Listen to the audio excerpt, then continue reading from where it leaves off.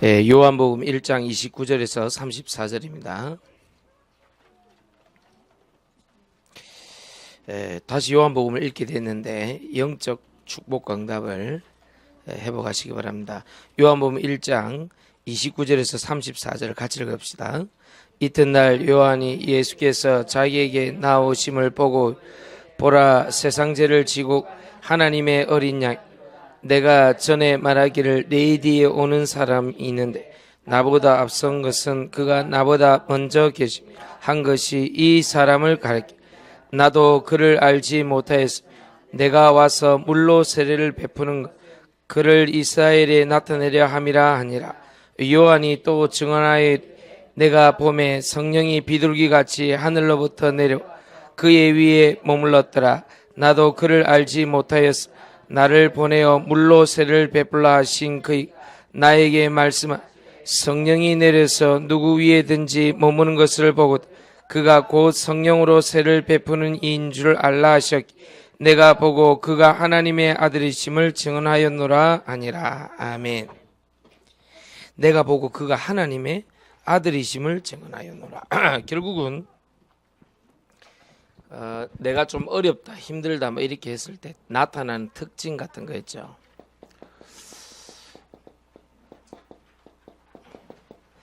그럼 뭐 어렵고 힘들 때 제일 어려운 게 뭡니까? 예배 드리기 싫죠.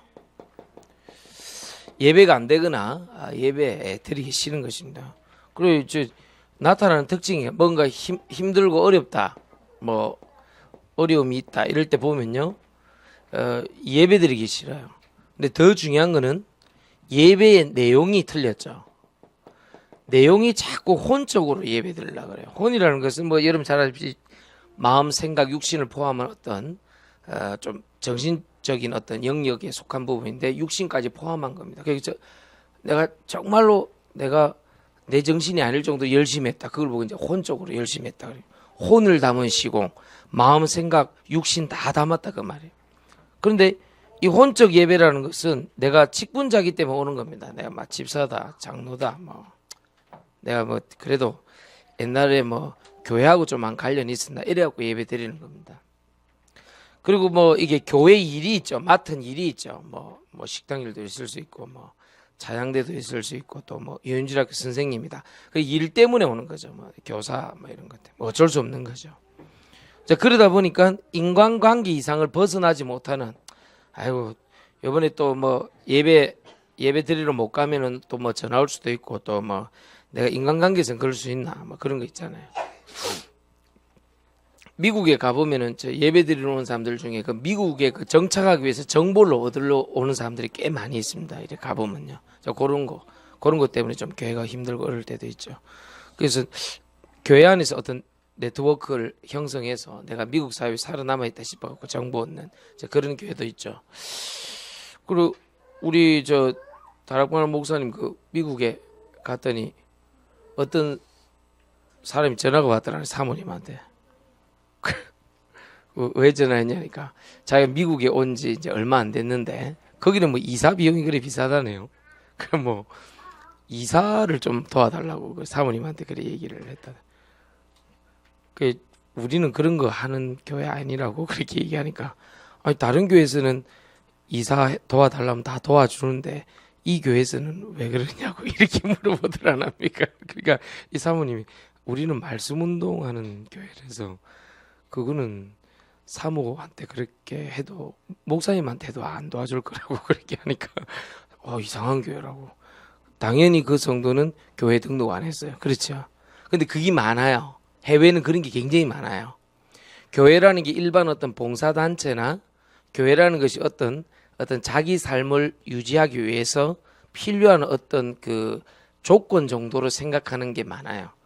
영생을 얻고 생명을 얻고 복음을 증가하는 그게 아니고 자기하고 좀 친구가 되어지면 그 교회 등록하고 아니면 안 하는 거예요. 자기한테 유익이 있으면 그 교회 등록하고 안 하면 안 하는 거예요. 세상에 그런 사람들이 어디 있겠어요. 실제입니다. 해외에서 제가 어느 특정 지역의 특정 교회를 한 10년 정도 했는데요. 그런 성도들이 굉장히 많았어요.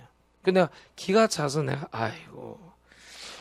그래 그거를 이제 복음을 이제 약하거나 예배가 약한 교회에서는요, 그거를 이제 뭐라고 해야 됩니까? 이거를 거절을 못 하다 보니까 계속 그게 악순환되는 거예요. 그게 계속 악순환되는 거예요, 교회에서. 뭐 예수 생명을 증거한다, 복음 운동이 일어난다, 전도 운동이 일어난다, 이런 거 일어나려면요, 성도들이 슬슬 싫어해요, 교회를요. 그리고 사슬 방해를 하려고 그래요. 이상하죠?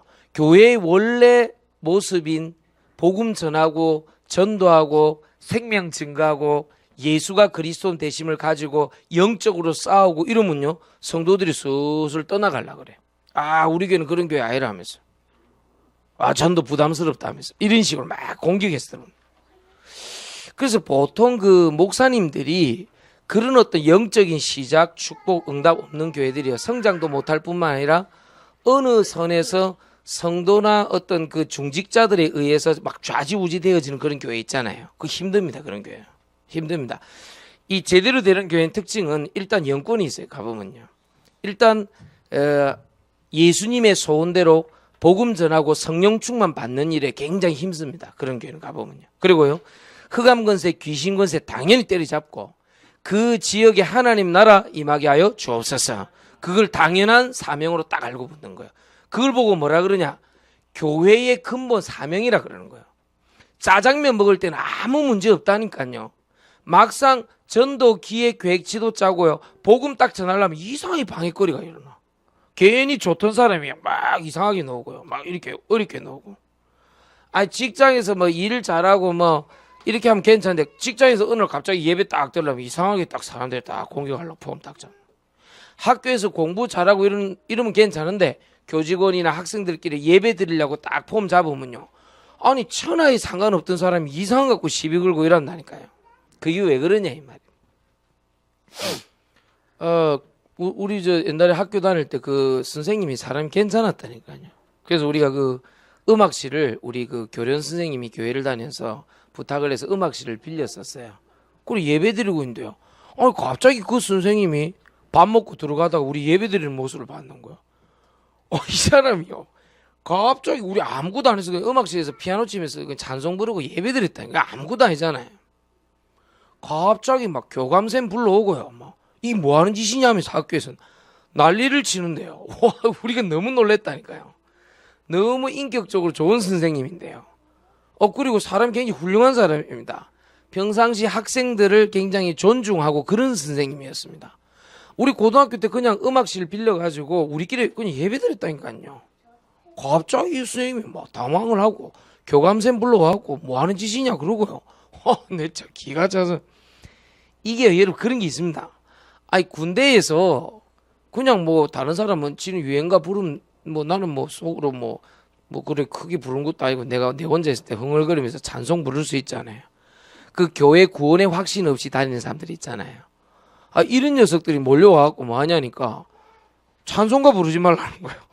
아니, 혼자 내가 찬송을 부르든 무슨 저 애들 뭐 서태지 와 새끼들 노래를 부르든 지가 무슨 상관이야. 나훈아 노래를 부르든 무슨 상관이야.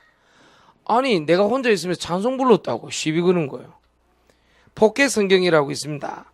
그 군대 가면 한 권씩 줍니다. 그 군목 목사님들이 군종 장교라 그러는데 유니언에서 넣은 이 포켓 성경을 하나씩 주는데 그 포켓 성경 그냥 내가 시간 날 때 읽을 수 있잖아요. 아니, 다른 사람들 책도 있는데 그건 못 읽어요. 괜히 지나가다 한 대 집어박는다니까요. 집어넣으라고. 그런 건 말라 읽냐고. 이상하다니까. 군대에서 자살 사건이 일어나고 탈영 사건이 일어나자 내가 그랬어요. 대장한테 얘기했어요. 주기도 좋으니까 내가 예배 드리고 기도할 테니까 그 양반이 교회 다니는데 그냥 무늬만 집사란 말이에요. 영적인 비밀 하나도 몰라요. 내가 뭐 보고회로 들어갔을 일이 있어가지고 내가 여러 사람 있는 데서 내가 깨놓고 얘기했어요. 만약에 내가 예배 드릴 수 있는 축복과 응답과 비밀을 나에게 계속해서 좀 허락해 준다면 이 지역의 자살, 탈영, 그 다음에 아이들 그 문제 다 해결할 수 있다. 내가 분명히 고백했어요. 이 사람이 굉장히 좋아하더라고. 해보라 하더라고. 그래갖고 내가 그 2,000명 정도 병력이 되는데 그 중대가 보니까 한 30 몇 개쯤 돼요. 그래 거기를 내가 순회하면서 예배드렸다. 그래가지고 1년 기도하고 1년 만에 완전히 그 지역을 박살내버렸다. 여러분 이 예배 혼자 있을 때 조용하게 찬송 한 장 불러봐요. 그게 쉬운지. 원래 예배 안 드리거나 원래 찬송 안 하거나 원래 기도 안 하거나 원래 전도 안 하는 쪽에서 그런 거 하려면 이상하다니까. 철저하게 방해한다 이 마귀가. 그래서 여러분들이 뭔가 내가 어렵고 힘들고 뭔가 잘 안 된다 했을 때 특징은요, 예배 드리기 싫어요. 그리고 예배 드리면 뭐 하나? 예배 무용론이 자꾸 들어와요. 여러분 오늘부터 꼭 기억하셔야 됩니다. 하나님 나는 예배 드리게 하여 주옵소서. 예배 드려야 산다니까요. 여러분들 한 번씩 그 의문을 가지는 분들이 있을 겁니다. 저 양반은 그 장로집이고 권사집인데 왜 저렇게 그 집에 그 이상한 그 재앙과 어려움이 들이닥치나 이런 사람들 봤죠. 그 사람들 특징이 있습니다. 아까 우리 김미정 집사님 기도했죠. 예물이 있는 예배와 예물이 없는 예배의 차이점입니다. 다시 말하면 종교로서 혼적인 직분, 일, 관계 속에서 드리는 예배가 있습니다. 오랫동안 교회 다니면서 그냥 예배 드리는 사람이 있고요. 날마다 예수 그리스도의 보혈의 피로 말미암아 그의 능력으로 말미암아 살아있는 생명의 예배를 드리는 집이 있죠. 그게 다른 겁니다. 가인이 예배를 안 드린 게 아닙니다. 피 없는 예배를 드렸어요. 요즘으로 말하면 무슨 말입니까? 그리스도의 비밀이 없는, 예수 생명의 비밀이 없는 종교의 예배를 드린 것입니다. 여러분 속습니다. 오늘도 여러분 부탁합니다. 나의 오늘 하루 목표는 뭐냐? 주 예수 그리스도를 생명으로 받은 내가 예수 그리스도의 보혈의 피로 하나님의 말씀을 믿음으로 말미암아 예배드리시기를 축원드립니다. 안 그러면요 전도사로서 딱 앉아있으면 예배 안 된다니까. 이거 권사로서 딱 앉아있으면 예배 안 돼요. 그거는 가인의 예배입니다. 아벨의 예배는 뭐냐? 하나님 나는 오늘도 새로운 하나님의 은혜와 성령 충만을 주옵소서. 그겁니다. 그리스도는 내 안에 계시니까. 여러분 직장 나갈 때 반드시 그렇게 하셔야 됩니다. 늘 나가는 직장이 되면요 어느 날 무너져요. 직장 가는 게 싫고 어렵고 힘들고 막 그래요. 인간관계 때문에 못 나가요. 오늘 직장에 이상하게 변할 것 같지 않은 평생 바늘 찔러도 피 한 방울 안 나올 것 같은 그런 냉혈한 인간들 앞에서 하나님 이 뜨거운 보혈의 피로 나를 충만케 하여 주옵소서. 새 은혜를 허락하여 주옵소서. 새로 시작하게 하여 주옵소서. 그래야 하니까요. 안 그러면요 여러분 종교 예배 되면 제일 무시무시한 예배 돼요. 그러면 이래 된다 카네. 교회 잘하고 목사한테 잘하고 그 다음에 교회 충성해서 복 받는다 이런 식으로 가르친다니까. 교회가 큰일 납니다. 큰일 납니다. 어째 여러분들이 교회 충성하고 목사한테 잘한다고 복을 받아요? 하나님의 말씀이 그리스도를 통해서 믿어져야 하나님의 축복이 오는 거예요. 알겠습니까? 그 축복이라는 건 세상이 말하는 축복과 다른 것입니다. 나 때문에 생명이 살고 죽어가는 영혼이 살아나고 나 때문에 귀신의 세력이 꺾이고 하나님 나라 임하고 세계복음화 되어지며 제자가 돌아오고 그 지역의 귀신의 세력이 평정되면서 여호와의 성령께서 임하고 이런 축복을 얘기하는 거예요. 이런 영적인 축복 싹 다 제껴놨고 혼적인 예배를 드리고 앉아있으니 어떻게 되겠습니까? 많아요. 교회마다요 이상한 예배 드리는 데 많아요. 오늘도 그리스도의 이름으로 예배 드리시길 바랍니다. 우리는 그리스도 외엔 필요 없다. 난 오늘부터 혼적인 예배 드리지 않는다. 오늘 나는 하나님 앞에 영적인 예배 드리겠다. 그렇게 생각해야 돼요. 이때 따라오는 신명기 6장 4절에서 9절 이거는 맞는 말이에요. 내가 하나님 앞에 그리스도로 성령으로 충만한데 신명기 6장 4절로 마음을 다하고 뜻을 다하고 정성을 다한다. 그럼 괜찮은 거예요. 그거는 이상하게 오늘 무지 분주하고 바쁘고 왜 이렇게 주일날 내가 예배 외에 다른 일이 많은가? 그런 하나님 내가 이 집안 모임 안 가면은 손해나는 거 있을 수 있어요. 집안마다 그런 거 있거든요. 그 시부모나 그런 부모님들 중에 그 집안 참석 모임에 따라서 유산을 이렇게 배분하려고 하는 이런 분들도 있거든요. 얼마나 우리 가문과 가정에 충실하냐 그런 분이 있잖아요. 네, 옛날에 아직도 기억난다니까요. 지금 장로 됐을 건데 임수용 안수집사님이라고 이분이 그런 분이었어요. 아니 자기가 고등학교 때 복음을 받고 대학에 올라갔는데 이 집이 이제 종갓집인 거야. 이 그런 데 있죠. 종갓집인데 이 사람이 외동아들이고 독자고 그러니까 모든 재산을 떠안아야 되는데 이제 이게 안 되는 거지. 근데 어느 날 어머니가 시름시름 아프더랍니다. 그러면서 자기가 한 말이 있대요. 이거 어머니가 아픈데 어떻게 되겠냐. 그리고 이제 어머니가 이제 일찍 아버님이 돌아가시나니까 이 아들을 이제 시기에 가면 이제 귀하게 키운 거예요. 이 아들 하나 보고. 근데 어느 아들이 뭐 제사도 안 지나고 뭐 그래 되니까 이 집안에서 둘리는 거예요. 이분이 내돌리는 거예요. 그러니까 집에서 뭘 했냐면은 그럼 너희들은 그 제사 안 한다니까 그 집안이 내려오는 모든 그 혜택 다 가져가겠다. 뭐 선산이고 뭐 재산 배분이고 뭐 그런 게 있잖아요. 뭐 그 왜 독자 그 아들한테만 주는 뭐가 있는 모양이죠. 그 종갓집에는 그거 못 주겠다 이래 놓은 거예요. 그래 이분은 이제 당연히 알겠다고 그래 얘기를 한 거죠. 근데 이 어머니가 그게 이제 신앙이 확실치 않고 아들은 확실히 복음 들어갔는데 그러니까 어머니가 이 안 좋단 말이에요 마음이. 그래 뭐 어떻게 하겠습니까 이분이 늘 아프고 힘들고 막 이제 죽기 일보 직전까지 간 거예요. 진짜. 이 임수용 안수집사님 가만 보고 있다가 하나님 앞에 이제 교회 와서 기도하는 거예요. 하나님한테 이런 기도를 했대요.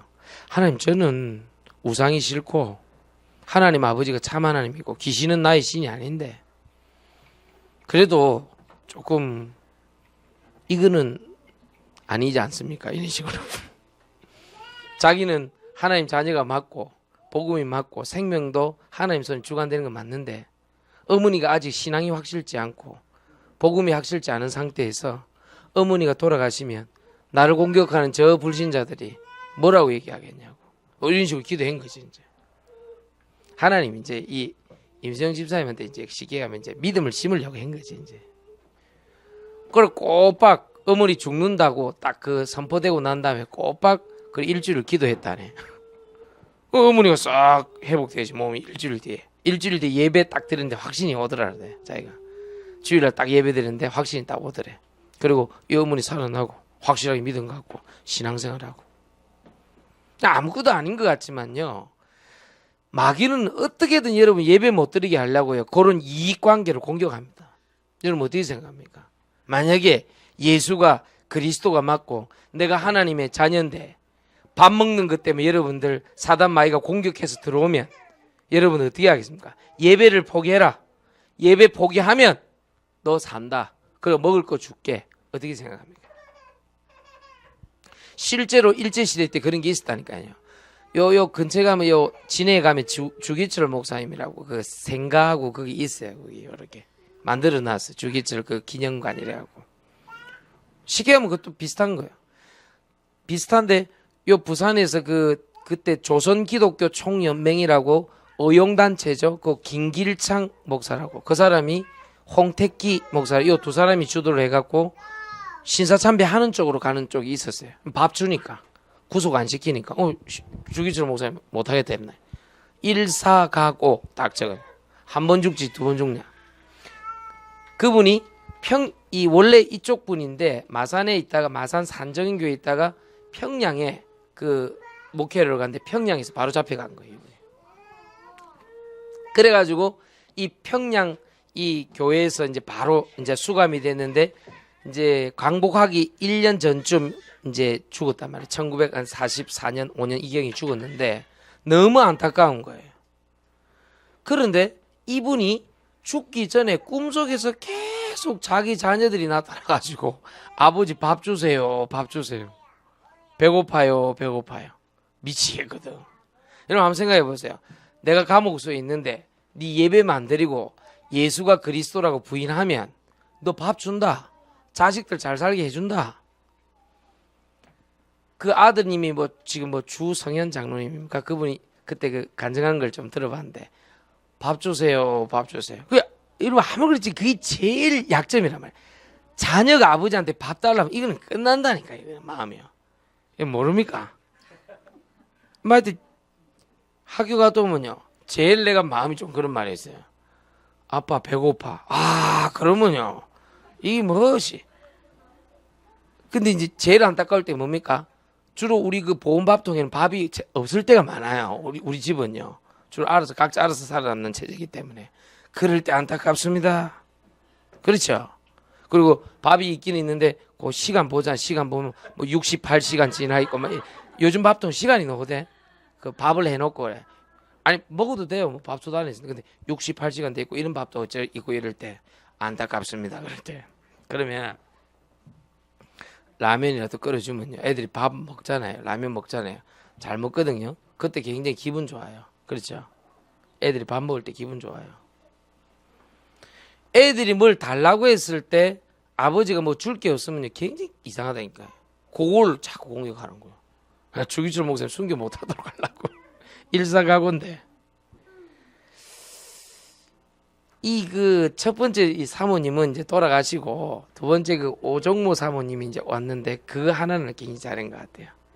이분이 그 감옥 면회를 한 번도 안 갔다네. 혹시 마음 약해질까 싶어가지고. 잘했죠. 좋은 말로 순교를 도우신 거고 독한 여자분입니다. 일단 잘한 거예요. 그래 이분이 이제 결국 모진 고문을 견디다 못하고 이제 감옥소에서 이제 죽고 이듬해 광복이 되었던가 하여튼 그래요. 내가 오래전에 그 전기를 읽어봤는데 만약에 여러분들이 밥 문제로 마귀가 사단이 예배 못 드리게 할 때 여러분 시험을 한다니까요. 마귀가 실제로 먹고 입는 문제 가지고 타협을 요구할 때 온다니까요. 그때 여러분 어떻게 하겠습니까? 반드시 공격하거든. 제가 개척할 때 가장 어려웠던 게 물론 영적인 공격도 있었지만 그것보다는 사람이 당장 개척을 해놓으니까 나는 21세기에 무슨 쌀이 없냐 집에 뭐 이랬다니까 내 속으로. 이게 뭐 개척이 이랬나 이런 생각했다니까요. 무슨 말인지 알겠어요? 실제로 그런 문제 올 때 여러분들은 뭘 선택하겠냐 이 말이에요. 무엇을? 옵니다. 공격이 옵니다. 어느 날 여러분들에게 밥을 좀 잘 못 먹고 사람들을 만나지 못할 만한 그런 환경과 조건이 올 수도 있어요. 그럴 때 여러분 무엇을 선택하겠냐? 무엇을 선택하겠냐? 여러분들 사교 모임, 교제 모임, 뭐 동창회다, 친구 만났을 때 여러분 느끼는 느낌이 뭡니까? 말은 하지 않지만 사람들은 그걸 다 얘기합니다. 아이고 아들 어떻게 됐노? 아이고 뭐 우리 아들은 뭐 가회도 한 번도 안 시켰는데요. 그래 뭐 그래. 서울대학교 들어갔더라. 그거 아닙니까? 솔직한 얘기를 그거 아닙니까? 동창회 이제 가서 얘기하는 주로 그거 아닙니까? 아이고 뭐 남편, 아이고 뭐 우리 남편은 뭐 맨날 뭐 돌아다니더만 뭐 이번에 뭐 이사됐다 하더라. 맨날 돌아다니는데 어찌 그래 하는지 몰라. 뭐 그래 얘기하거든 사람들은. 주로 그런 거 아닙니까? 주로 그런 거. 니는 교회 다니는데 니 와 그랬노? 뭐, 내 왜? 니 왜 그랬노 교회 다니는데? 이런 식으로 공격한단 말이야. 그럴 때 여러분들이 어떻게 되겠습니까? 집안 모임을 가도 똑같습니다. 똑같이 얘기합니다. 말은 하지 않지만 저거는 교회 다니고 뭐 예수님인데 뭐 뚜렷하게 잘 되는 게 뭐가 있노? 뭐 이런 식으로 공격을 하는 거예요. 여러분 꼭 기억해야 됩니다. 무엇을 먹을까 입을까 마실까 가지고 공격했을 때 여러분들 집안 모임 여러분들 무슨 동창회 나간다 친구 모임이다 이럴 때 여러분 어떻게 하려합니까? 그거 하나만큼은 나는 확실하고 정확하게 했거든요. 뭐 내가 잘 살든 못 살든 그게 무슨 상관입니까? 오히려 내 친구들은요 나를 만나면 좀 힘들어합니다. 분명히 뭐 얘기하거든. 그러니까 오히려 그게 더 확실해야 돼요. 내 분야에 대해서 내가 확실하게 복음으로 인도받으면 그 아이들이 나를 정확하게 알고 있는데 뭐 그렇잖아요. 알아들으시길 예수 좀 축원합니다. 이 말 어떻게 했습니까? 아빠가 예배가 확실하지 않으면요 자녀들이 교회 다니고 하나님 앞에 인도받는 거 헷갈릴 수 있습니다. 우리 진서가 다른 건 다 괜찮은데 저기 한 번씩 그 스마트폰 그거를 좀 제어를 잘 못하는 것 같아 보니까 어젯밤에도 12시쯤 보니까 뭔 소리가 들려서 보니까 스마트폰 그 유튜브 틀어놓고 자고 있더라고요, 저기. 분명히 내가 저 뭐 쓰게 하려고 저기 내가 탁자에 위에 올려놨는데 내가 밖에 나가는 소리를 듣고 나와가지고 탁자 위에 있던 걸 가지고 가는데 얼마만큼 하나가 돼 있냐. 입만우 스마트폰 하고 있냐. 베개 베고 자고 있다, 스마트폰이. 내가 오니까 놀래가 넣었거나 아니면 이쪽으로 넣었거나 그랬겠지. 이제 저거 학교에 성혜영 선생님이라고 있다는 거예요. 이 국어 선생님인데 뭐 우리 아빠가 뭐 지네 뭐 어쩌고 얘기하는데 그 성혜영 선생님 물어봐서 지네 어때? 저 무슨 동의를 가르쳐주니까 무슨 초등학교 뭔 초등학교 그 알고 보니까 그게 이제 내 친구라. 그게 어떻게 우리 아파트 바로 옆에 그 학교에 그거 와갖고요. 그 문제는 이제 초등학교 때 내가 이제 반장하고 지가 부반장 했는데 거기 이제 어릴 때부터 공부를 잘했어요. 그래가지고 이제 그 지는 뭐 부산대요 사범대요 가서 뭐 선생님 될 거라고 뭐 그래갖고 갔거든. 근데 어느 날 우리 진서 선생님이 돼서 와 있는 거예요. 내 그걸 묻더라네. 그거를 여러 가지를. 그래갖고 뭐 아빠 뭐 목사님이고 저쩌고 얘기를 했는 거예요. 그것까지는 좋아요. 그러니까 이 선생님이 옛날 뭐 고향에 어릴 때 친구를 이제 아들이다 싶어 자기도 신기했을 거 아니에요. 그러잖아요. 여기 부산에서 또 이래 만났으니 그것도 정관에서 이래 만났으니 그 이상할 거 아니에요. 자기도. 그것까지는 좋아요. 그럼 막 이제 저 친구들한테 우리 아빠 뭐 목사님 어쩌고 저쩌고 뭐 이름은 뭐냐 이래갖고 뭐 이랬는데 이걸 또 유튜브로 검색을 해봤는데 김용수 친구가 나오잖아요. 우리 유튜브 올린 게. 친구들이 그 설교를 다 같이 들은 거예요.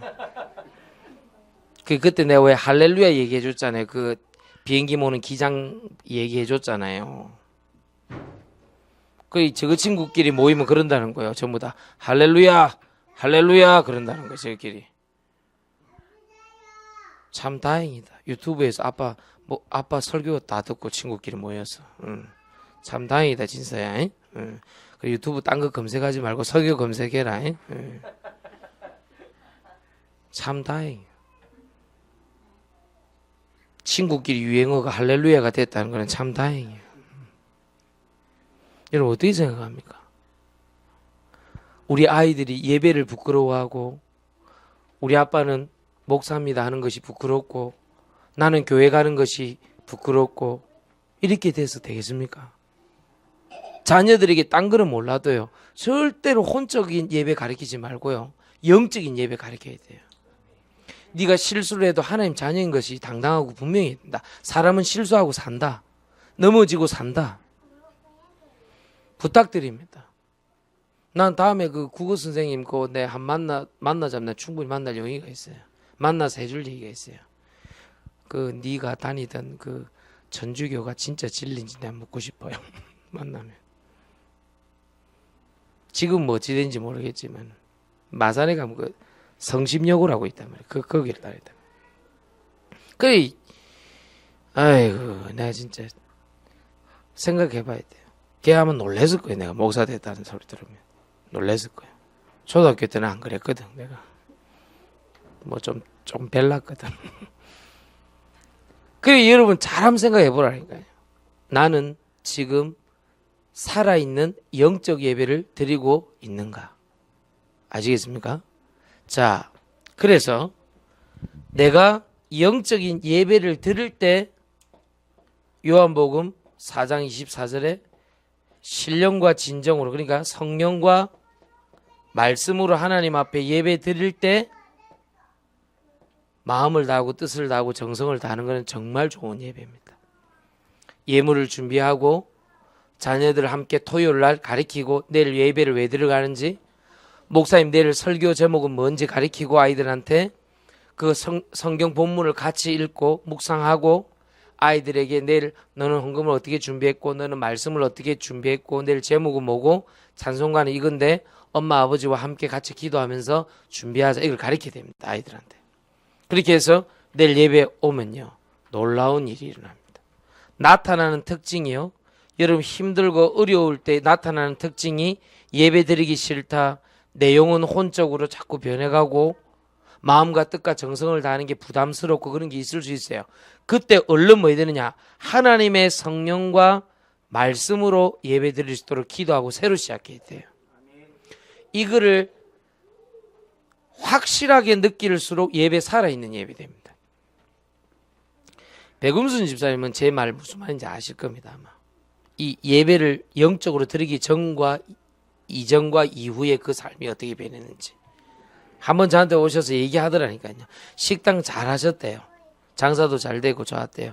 근데 돈 좀 더 벌고 싶은 마음에 주일날 예배를 소홀히 했다는 거예요. 그래갖고 아침에 일찍 가갖고 7시 반에 그 집 위에 예배 잠깐 드리고 하루 종일 장사를 반복했대요. 그래도 하나님 참 축복하셨대요. 우리 백의 집사님. 그 뒤에 뭐 장사가 안 되는 거는 뭐 두말하고 자꾸 문제가 터지는. 근데 그걸 막을 수 있는 힘이 없더래요. 집사님이. 자식 문제, 뭐 남편 문제, 또 자기가 막 좀 다치고 이러는데도 불구하고 너무너무 힘들 때. 그런데 어느 날 딱 자기가 결단하고 정관으로 이사하면서 제일 첫 번째 했던 말. 죽든지 살든지 하나님 예배드리게 하여 주옵소서. 그렇게 기도했대요. 그랬더니 영도에서 그 20년간 그 잘하던 그 식당을 접었을 때는요, 분명히 뭔가 결단이 있었을 거 아닙니까? 나 죽든지 살든지 예배드려야 되겠다. 그 자기가 제일 후회되는 거, 왜 그때 돈 몇 푼 그거 더 벌려고 주일날 하나님 앞에 예배 못 드리고 그렇게 장사에 내가 하려고 했는가? 자기 그 생각. 그래 배입사님 그때 몸도 안 좋은데요. 머리, 어깨, 무릎발 다 아팠어요. 배입사님 다 아픈데 유리미 유건이 그 37번 버스 타고 예배 드리려고요. 기사 아저씨 기다려주세요. 우리 늦습니다 하면서 막 뛰갖고 예배 드리고. 그 뒤로요. 하나님 우리 배입사님 얼마나 축복하시고 사랑하시는지. 진짜입니다. 여러분 한번 생각해 보세요. 내가 예배를 자꾸 못 드리고 안 드리고 드리기 싫다는 뭔가 상황 속에 들어갈 때 뭔가 어려움이 올 징조가 있다고 보면 틀림없어요. 여러분 내가 적삼못이 입고 1년 내도록 돌아다닌다 할지라도 어떻게 해야 되느냐. 하나님 나는 예배 드리다가 죽게 하여 주옵소서. 여러분 좀 실패하고 넘어져도 하나님 나 예배 드리고 하나님 앞에 나가게 하여 주옵소서. 그 결단이 있어야 돼요. 지금 좀 어려운 문제 있죠. 여러분들 가운데 조금 혼란스러운 것도 있고 헷갈리는 것도 있고 일이 잘 안 풀려. 괜찮아요. 그거 하나님께 딱 맡기고 하나님 내가 오늘 피 있는 예배 그리스도의 예배 드리게 하여 주옵소서. 그러면 돼요. 그러면 살아나요. 그럼 살아난다니까요. 알아듣겠습니까? 자 그러면 지금 예배 드리자. 이 말 무슨 말인지 알겠죠? 자 간단하게 설명을 마치겠습니다. 나타나는 특징이 이랬는데 내가 힘도 없고 어려움일 때 예배 드리기 싫고 내용은 자꾸 내가 혼적으로 하려고 그러고 그런 거 있잖아요. 그걸 넘어서 영적인 예배 드리려고 하는데 지금 예배 드리자의 특징이 뭐냐? 잘 들으셔야 됩니다. 말씀이 아니고 말씀 성취를 통해서 기도 제목과 응답이 잡혀 있어야 됩니다. 꼭 기억해야 됩니다. 이거 확인해야 됩니다. 나는 이번 주간에 예배가 나와 무슨 상관이 있는지 말씀이 아니라 말씀 성취를 통해서 기도 제목과 응답이 잡혀 있어야 됩니다. 아시겠죠? 그게 지금 예배 드리자의 특징입니다. 세 번째로 말씀 성취 다음으로 오는 것이 있습니다. 현장에 하나님의 나라 임하도록 기도해야 됩니다. 이게 뭐냐니까 여러분들 직장이나 학교나 학원이나 가정이나 이런 데서 하나님 나라 임하도록 기도하셔야 됩니다. 그러니까 교회당 속에 잡혀있는 하나님이 아니고 내 직장에서 실제로 역사하시는 하나님을 가야 돼요. 이 두 가지는 반드시 증거로 나와야 됩니다. 말씀 성취 기도 제목과 응답은 나의 증거입니다. 현장에 하나님 나라 임하고 직장 학교 학원 가정에 하나님 나라 임하고 그건 증거입니다. 그래서 반드시 이걸 가지고 포럼하시되 마태복음 6장 32절 33절에 먼저 그의 나라와 의를 구하라 그리하면 이 모든 것을 너희에게 더하여 주시리라. 꼭 기억하셔야 됩니다. 하나님의 나라가 임하느냐 안 임하느냐. 마태복음 12장 28절 29절에 강자를 결박하지 않고서 어떻게 세간을 늑탈하겠느냐. 귀신의 권세가 꺾이는 것이, 성령을 힘입어 귀신을 내어 쫓는 것이 하나님 나라가 임하였다. 요거 반드시 두 가지 체험하시면서 포럼하셔야 됩니다. 세 번째는 내가 이번에 강단에서 그냥 나왔던 말씀이 어떻게 살아서 역사했냐. 히브리서 4장 12절 그거를 대화로 바꾸어라. 강단에서 말씀이 히브리서 4장 12절 어떻게 살아서 역사했는가를 대화로 바꾸어라. 그게 포럼이다. 어렵지 않습니다. 절대 어렵지 않습니다. 요 축복 누리면요, 자녀도 살고 여러분 조금 직장에서 어려운 문제 있어도 이길 수 있어요. 성도들끼리 그게 단단하게 배경이 되어 있으면요, 그거요 힘을 얻을 수 있어요. 우리 성도들은 만나면 이 세 가지 하세요. 하나님 나라가 말씀 성취를 통해서 어떻게 임했는지 대화를 자꾸 한번 해보는 겁니다. 그럼 역사 나타나요. 말은 하지 않지만요 힘이 나요. 무슨 말 정리하고 마치겠습니다. 내가 이상하게 힘들고 어렵다 이럴 수 있죠. 사람이라는 거는. 그때 한번 체킹해보면 예배가 참 드리기 싫어요. 또 예배는 드렸는데 내용을 잘 몰라요. 그런 게 거의 다반사입니다. 그러면 내용을 체크해봐야 되는데 내가 혹시 혼적으로 예배 드리지 않았는가. 내가 뭐 랩런트니까 예배 드리러 가야지. 직분, 일, 관계 때문에 예배 드리지 않았는가. 내가 그래도 권사인데 예배 드리러 안 가야 되겠나. 그게 아니죠. 너는 마음을 다하고 뜻을 다하고 정성을 다하여 내 하나님께 나아가는데 어떻게 나느냐. 하나님께 예배 드린 자는 성령과 말씀으로 예배 드릴지니라.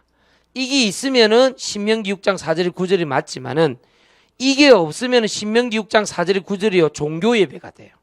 그럼 무시무시하게 됩니다. 그렇잖아요. 그래서 요걸 바탕으로 예배 드리되 말씀 성취가 있는지 없는지, 기도 제목과 응답이 있는지 없는지 반드시 확인하고 그걸 가지고 현장으로 갖고 가야 된다. 사람이 빈속에 가지 말라 그러잖아요. 빈속에 직장 가지 말라고 아침에 왜 밥도 먹고 그러잖아요. 여러분들이 빈속에 직장 가면 안 돼요. 영적으로 빈속으로 학교 가고 학원 가고 가정이 있으면요 마귀가 비고 소재되어 있는 데는 반드시 공격을 합니다. 그러니까 우리 부교육자분들의 역할은 뭐냐. 우리 성도들이 빈속으로 직장 가지 않도록 학교 가지 않도록 그렇게 말씀을 자꾸 지어주라니까요. 그게 부교육자들의 역할이라니까요. 그거를 포럼을 하되 하나님 나라가 어떻게 임했으며 강단 말씀이 살아있는 말씀으로 나에게 어떻게 성취됐는가를 서로 대화해라. 그게 포럼이다. 아시겠죠?